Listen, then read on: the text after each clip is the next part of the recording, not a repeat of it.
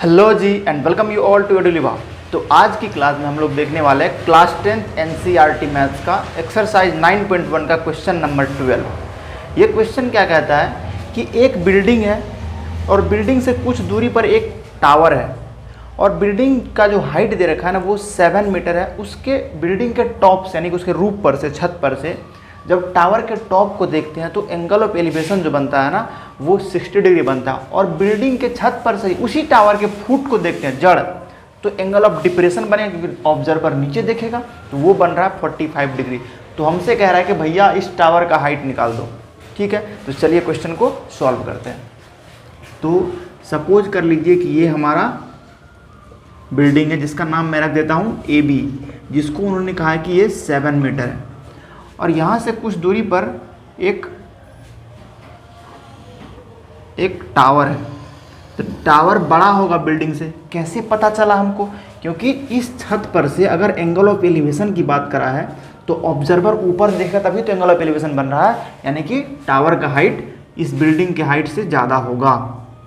वैसे भी अमूमन होता ही है। तो ये हो गया, ये हमारा टावर है, इसका नाम हम CD रख देते हैं। ठीक है, अब जानते हैं हॉरिजॉन्टल लाइन बनाना पड़ता हमें, तब हम एंगल ऑफ एलिवेशन को दिखा पाते हैं, क्योंकि हॉरिजॉन्टल लाइन और लाइन ऑफ साइट के बीच में जो एंगल बनता है ना यही होता है एंगल ऑफ एलिवेशन। ये 60 डिग्री दिया उन्होंने। ठीक है, अब इसी पॉइंट से ये टावर का फुट है ना जड़, उसको देख रहा है। चलिए बनाते हैं। तो एंगल ऑफ डिप्रेशन बनेगा इस बार ना, क्योंकि ऑब्जर्वर इस बार यहाँ है और नीचे देख रहा है। तो एंगल ऑफ डिप्रेशन क्या होता है? ये रहा लाइन ऑफ साइट और ये हॉरिजॉन्टल लाइन, इनके बीच में बनने वाला एंगल। वो अलग बात है कि ये भी 45 होगा। बोलो क्यों होगा? अरे बचपन वाला अल्टरनेट इंटीरियर एंगल, ये हॉरिजॉन्टल लाइन ये भी हॉरिजॉन्टल लाइन, तो ये ट्रांसवर्सल है। तो जब ये दोनों लाइन पैरेलल होगा तो अल्टरनेट इंटीरियर एंगल क्या होता है? बराबर होता है। तो इस बात को आप समझ गए होंगे कि ये CD जो टावर है इसी का हाइट हमें कैलकुलेट करना है। चलिए इस पॉइंट का नाम रख देते हैं कुछ E। समझ पा रहे हैं? मैंने E नाम रखा। ये CD हमारा टावर है। AB जो है ना AB, ये लेट करा है क्योंकि क्वेश्चन में तो कुछ दिया नहीं। तो लेट AB बराबर हाइट ऑफ, सॉरी बिल्डिंग मैंने कहना था, मैंने टावर बोला होगा, तो ध्यान रखना उसको। ये हाइट ऑफ बिल्डिंग है जो दे रखा है 7 मीटर एंड CD बराबर हाइट ऑफ टावर। समझ पा रहे हो? CD जो है वो टावर का हाइट है। ये एंगल ऑफ एलिवेशन है क्योंकि ये बिल्डिंग के छत पर से देख रहा है, तो ये 60 डिग्री, ये डिप्रेशन 45 डिग्री, तो ये इसके बराबर ही हो जाएगा क्योंकि अल्टरनेट इंटीरियर एंगल बराबर होते हैं। तो इसको सॉल्व करने का आइडिया क्या है कि ये रहा 7 मीटर है ना, 7 मीटर। तो अगर मैं ये निकाल लूँ इस छोटे ट्रायंगल से, CAB ट्रायंगल से अगर मैं ये निकाल लूँ तो ये निकल गया, क्योंकि CABE एक रेक्टेंगल है और रेक्टेंगल की अपोजिट साइड क्या होते हैं? बराबर होते हैं ना। तो पहले इस ट्रायंगल में काम करके ये निकालेंगे तो ये निकल गया, फिर ये निकाल लेंगे तो ये जैसे ही निकला और ये 7 है तो ये कितना होगा? ये तो नहीं बता पाओगे, ये कितना होगा बता दो। ये 7 ही होगा, क्योंकि जब रेक्टेंगल है तो अपोजिट साइड बराबर होंगे ना, बता दोगे। तो ये 7 मीटर हो गया। चलिए तो पहले इस ट्रायंगल में काम करते हैं। इन ट्रायंगल CAB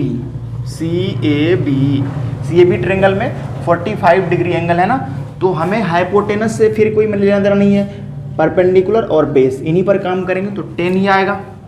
तो 10 और एंगल है 45 डिग्री, तो 10 45 डिग्री होता तो है परपेंडिकुलर बाय बेस, लेकिन इस केस में परपेंडिकुलर जो है ना वो AB है।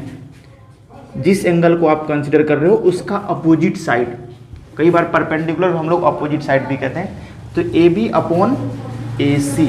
ठीक है, 10 45 आपका 1 हो जाता है, AB आपका 7 दे रखा है और AC आपको कैलकुलेट करना है। तो आप यहाँ से देख लो, क्रॉस मल्टीप्लाई करोगे AC इजकल टू 7, AC भी 7 आ गया। अब जैसे ही AC 7 आया, ये आया 7 मीटर। ठीक है, तो आप वैसे ही कर दो कि ये भी BE भी क्या होगा? 7 मीटर होगा। तो इसीलिए BE जो है वो AC के बराबर है, तो वो भी हो जाएगा 7 मीटर। अब आपको ये पता चल गया, आप देखो DEB ट्रायंगल में आपको ये पता चल गया, आपको ये चाहिए क्योंकि आपके पास ये ऑलरेडी है, तो CD ही तो हाइट ऑफ टावर है ना, तो ये दूरी प्लस ये दूरी जोड़ दूंगा, निकल जाएगा। तो चलिए इस ट्रायंगल में काम करते हैं। 9 इन ट्रायंगल BED एंगल पता है 60 डिग्री है ना, तो 10 ही लगाएंगे क्योंकि हाइपोटेनस से कोई मतलब है नहीं, तो हम हमेशा 10 लगाते हैं क्योंकि परपेंडिकुलर बेस में ही तब काम करना होता है और 10 ही बेस्ट है। तो 10 60 डिग्री हो जाएगा DE upon perpendicular upon base ना, DE अपॉन BE। तो 10 60 डिग्री हो गया √3, और DE कितना है, नहीं भाई DE निकालना है, पता नहीं है DE, और BE हो गया 7।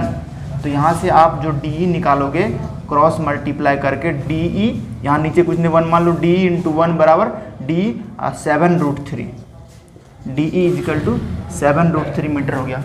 बस हो गया, कैलकुलेट हो गया। 9 हाइट ऑफ टावर बराबर CD है ना, CD का आप कैसे लिखोगे, CE प्लस DE। C आपको पता है 7 है क्योंकि ये 7 था, ये भी 7, रेक्टेंगल से अपोजिट साइड बराबर होते हैं, और D था 7√3, ये देखो D निकाला था, तो 7 ले लो कॉमन, तो 1 प्लस √3 हो जाएगा। यही है आपका आंसर, उस टावर का हाइट 7 इंटू 1 प्लस √3 मीटर। ठीक है, तो इस तरीके से हमने इस 12 नंबर के क्वेश्चन को समाप्त कर दिया सॉल्व करके। तो आई होप कि आपको ये पसंद आया होगा। यदि पसंद आया होगा तो हमें कमेंट करके बताइए। फिलहाल तो आप स्क्रीनशॉट ले लीजिए इनका, और मज़ा आए तो बताइएगा। Thank you.